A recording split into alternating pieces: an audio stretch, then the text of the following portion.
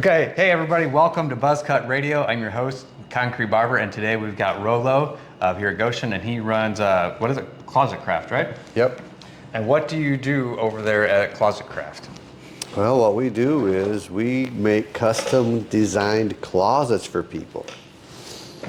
So we'll go out to somebody's house, take a look at their space, their closet, look at their needs. We'll come back to the shop. We'll do a computer-generated design for them. We'll provide them solutions, options, and then we'll meet with them and go, hey, this is the best idea for you. What do you think? And then they say, this is great, let's do it. We make it, and we put it in, and then they live happily ever after. You make everything in-house there, where you're at? Yeah. You kind of have to, because not all closets are the same. And I always laugh when somebody calls and says, hey, what's the price on a standard closet? And I'm going, it's like a standard car. What options do you want in it? You want a Buick or do you want a Volkswagen? Do you want or I'm going to date myself here, or if you want to have like a Kia, it all varies. What do you want? Yeah.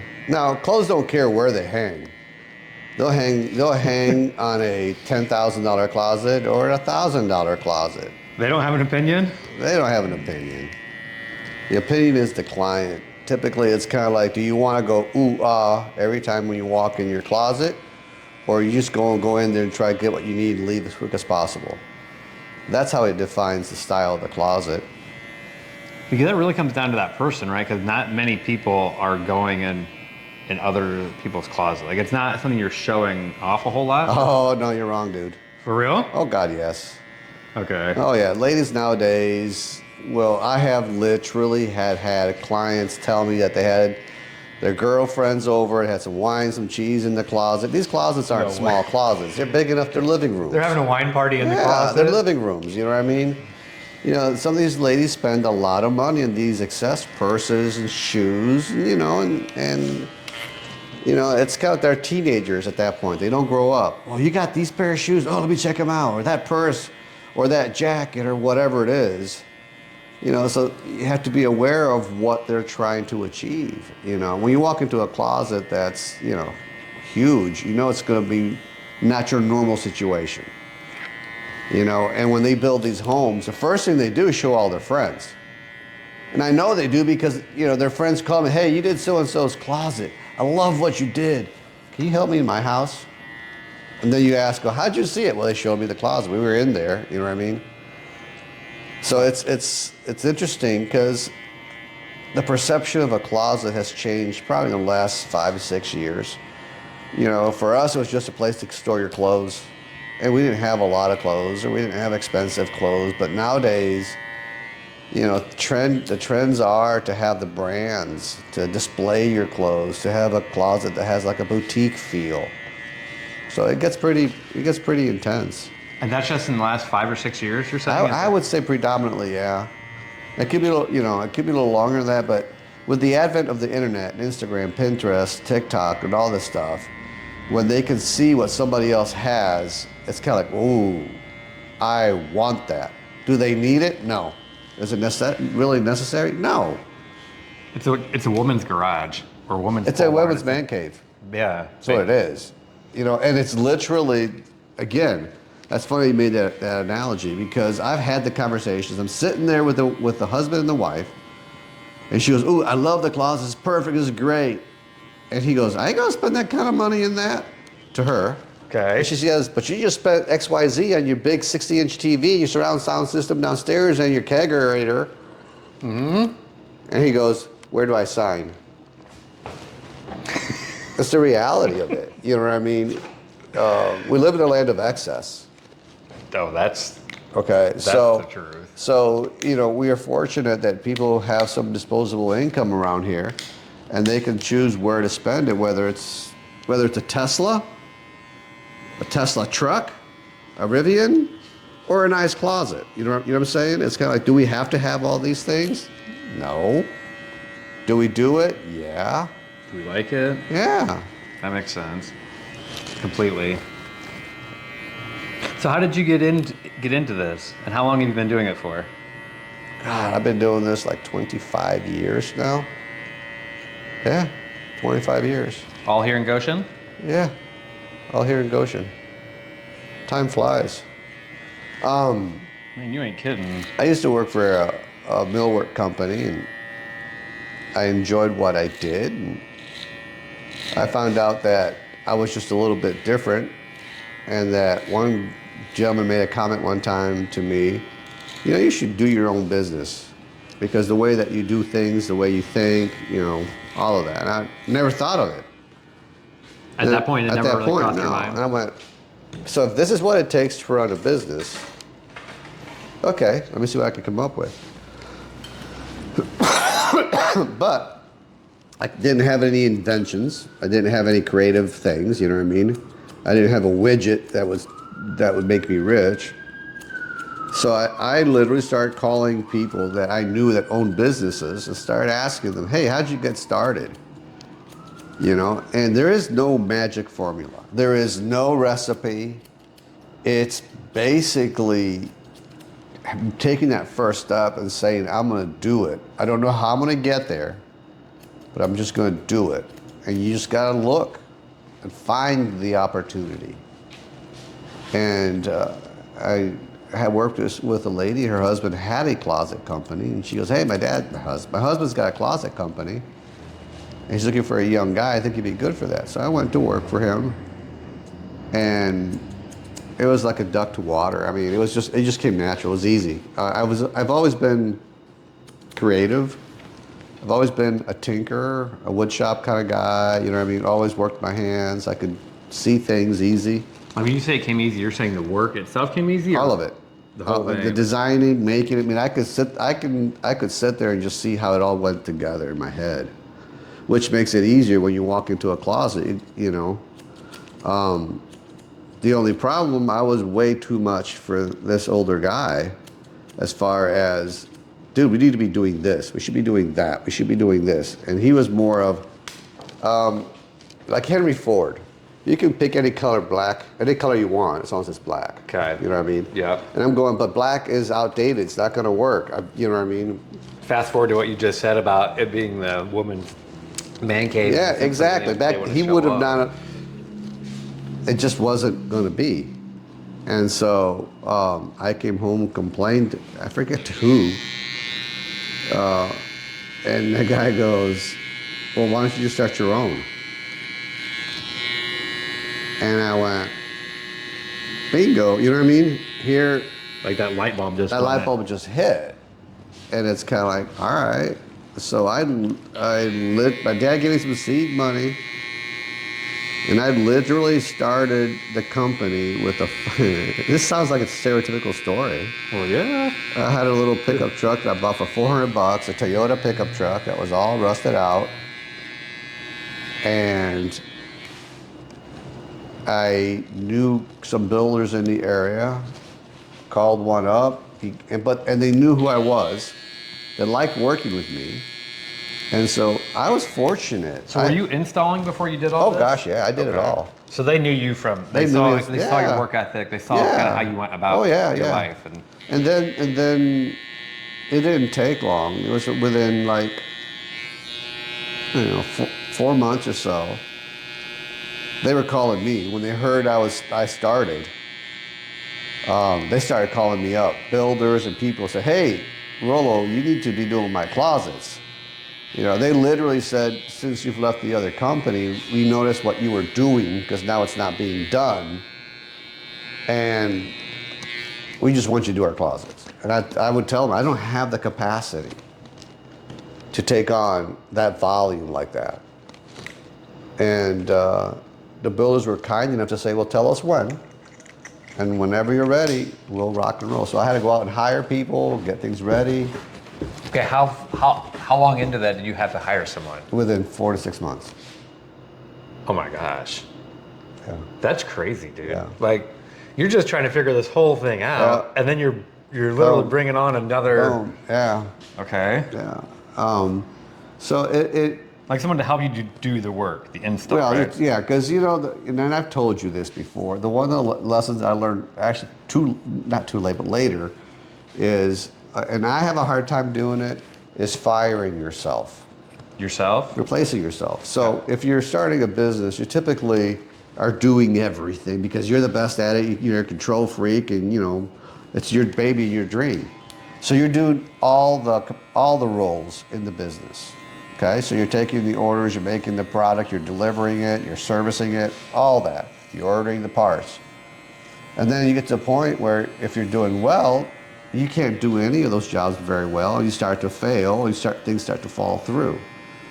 Well, the first thing you should do is find somebody else to start doing some of those tasks, and you keep going on to fine-tune the next task. So you end up hiring a receptionist, bookkeeper lady to help you answer the phones, keep track of orders, return phone calls, and maybe she helps you doing some ordering stuff. And then you fine-tune more sales. You get more sales, so then you're working on more products. Oh, all of a sudden now you need somebody to manage the warehouse because the warehouse is too busy. And it just keeps escalating.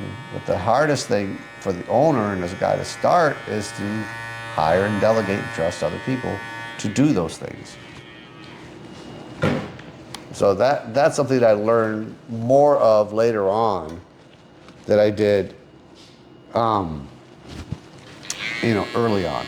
Because it's hard to see the value of somebody sitting at a desk. It's easy to see the value of somebody holding a tool. Right. You just see a cost with that person. You see a cost, clicking, but sitting, yeah. any good employee pays for themselves. And that's probably one of the biggest lessons I've learned. Because You said they pay themselves? they pay for themselves. Okay. You know what I mean? It's kind of like if the freedom that it gives you to do other things allows you to grow more control. Makes sense. It's like this clipper's going to pay for itself if I use it properly. You keep it sharpened, it'll last a long time, and it's quick.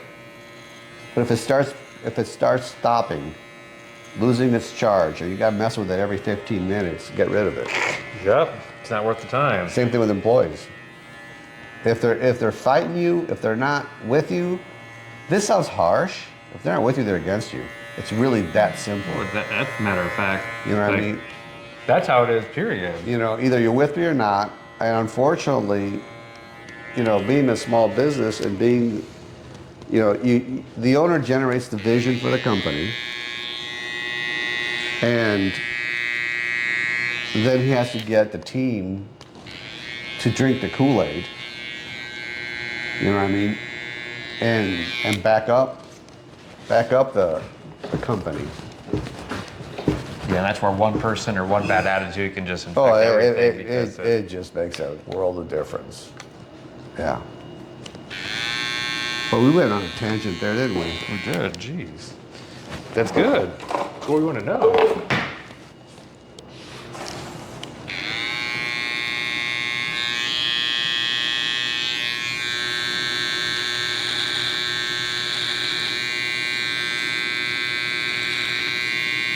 But there's been, we've done a lot of changes over the years. I've moved to a lot of different buildings. We've changed the product line a lot. That's a big thing in our company. We talk about it quite often. Are we in the same place we were 6 months ago? That industry's got to change pretty quick as far as like styles and trends and. The industry in and of itself is evolving faster than it ever has. But as far as, and that's a lot to do with, the designers and the new blood coming in, and which is all good. But we're always pulling our vendors. Hey, we need this, we need that, try this, get that. How do you keep up with new trends and new things in the industry? Well, we look at magazines, you look at shows, you look at pictures, internet, all that. But some of that stuff is just, it doesn't move as rapid as you think it does. And personally, a lot of what we do is just things that I bring to the team. Go, hey, I think I'm gonna try this. It's your creative side enough. It's a creative side. Well, here's the thing. That's why I travel a lot. I travel a lot to look for inspiration, artistically, design-wise, color-wise, just because every place you go to has some unique character to it. Either the color palette or how it was trimmed or the lighting, just the ambiance.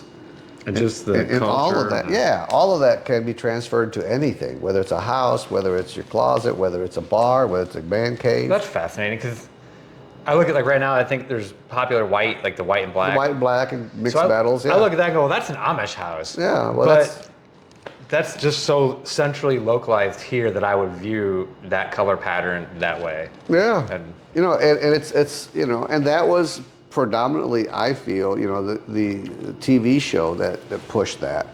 And all of a sudden it just caught on fire. White never goes out of style. It just gets trimmed a little bit different. Okay. You know what I mean? So yeah, white, all of a sudden you put black trim against it. It's like, oh, this is so beautiful. It's so clean, so fresh. Yep, if that's what makes you happy, exactly. Just sign right here, honey. But because everybody's, and then you got some generations that like the red, darker colors, the old cherry finishes, which we don't even do anymore.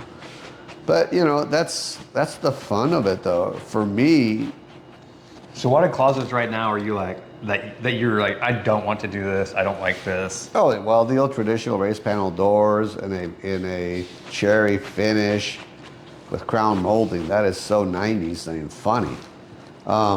Everything's going more anywhere you go, anything new is trending more in the modern, minimalistic, mid-century modern kind of, straight lines, some mix of organic materials, some stone, and then you look at the colors, it's a little more soothing, more warming sometimes, What makes a closet hard for you, like a hard design or a hard build? What would be hard? Honestly, if there's angles or curves, Okay. or a lot of windows makes it challenging because here's what I love to hear. Yeah, So, looks good. Just keep it going. already. Well, all my clothes aren't going to fit in here. Well, honey, you designed the house. You placed the windows here. Didn't you think it was going to get cut down on your hanging space and all this? What am I going to do? I'm sorry, I can't create more wall space. This is what it is. Okay. But I play that scenario, and then I say, listen, I am the devil's advocate. I am stirring the pot here. You don't need to have as much as you think you need to have. Okay. You can do with less clothing. Now that I look at the husband and say, you can't say that.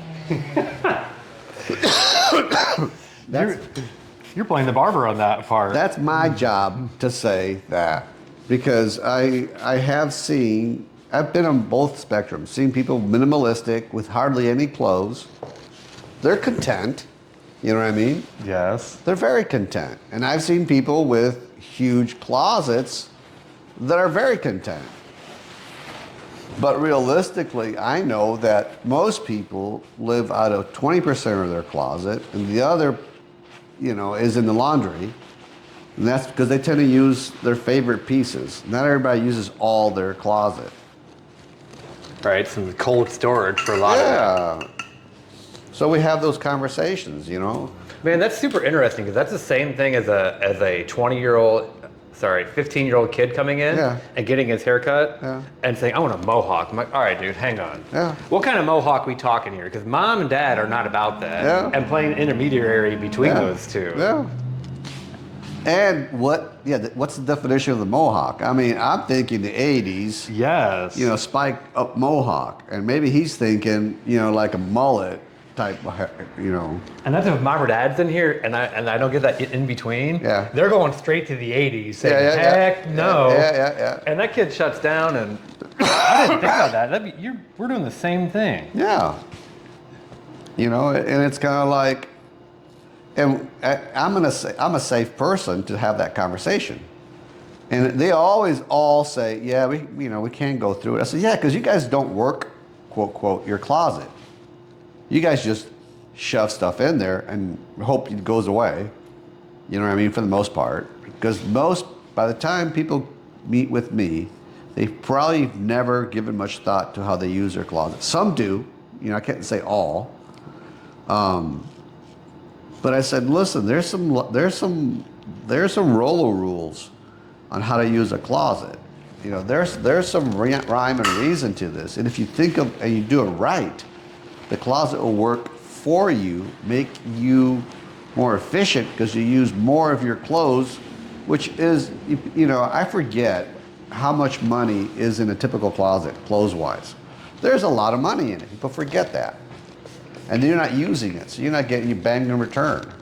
But if we design you a really nice closet, you can use all your clothes and it loads easy because whoever puts the laundry away saves them time. In the morning, you know, you got your socks, your underwear, everything in here. You can be in and out in no time. You get your outfit put together in no time.